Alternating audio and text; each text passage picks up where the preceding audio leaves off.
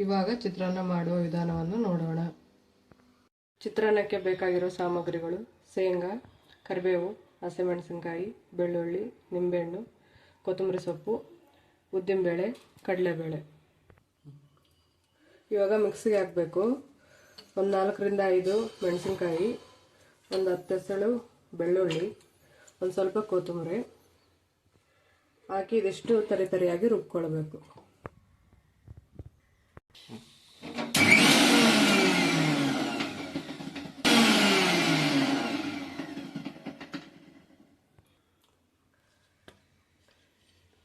ಇಷ್ಟು ತರಿಯಾಗಿ ರುಬ್ಕೋಬೇಕು.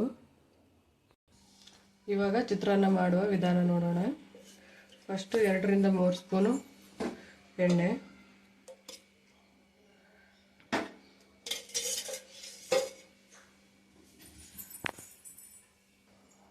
ಎಣ್ಣೆ ಕಾದ ತಕ್ಷಣ ಸ್ವಲ್ಪ ಶೇಂಗಾ ಬೀಜ,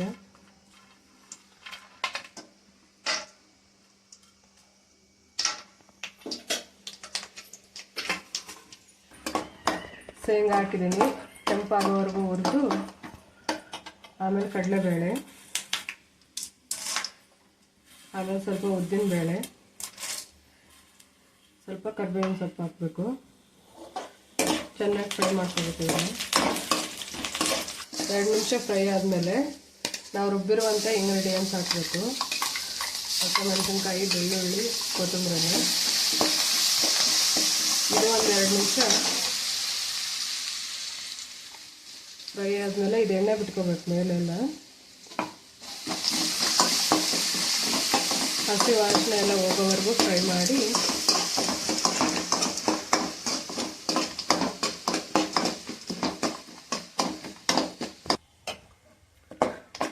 ಇದು ಫ್ರೈ ಆದ ತಕ್ಷಣ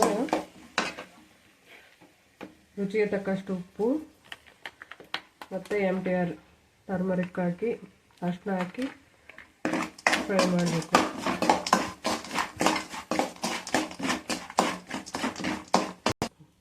ಇದಕ್ಕೆ ಈ ಥರ ಉದುರಾಗಿರೋ ಅನ್ನನ ಹಾಕಬೇಕು.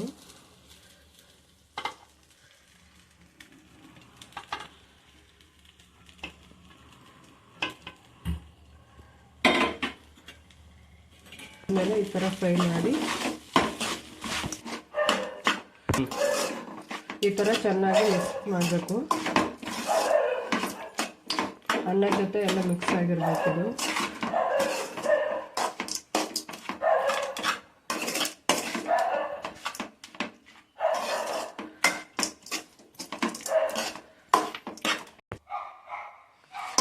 ಈ ಥರ ಚೆನ್ನಾಗಿ ಮಿಕ್ಸ್ ಆದಮೇಲೆ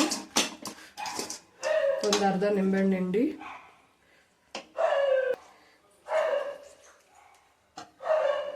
ಸ್ವಲ್ಪ ಕೊತ್ತಂಬರಿ ಸೊಪ್ಪು ಮೇಲೆ ಉದುರಿಸ್ಬೇಕು. ಚೆನ್ನಾಗಿ ಮಿಕ್ಸ್ ಮಾಡಿದರೆ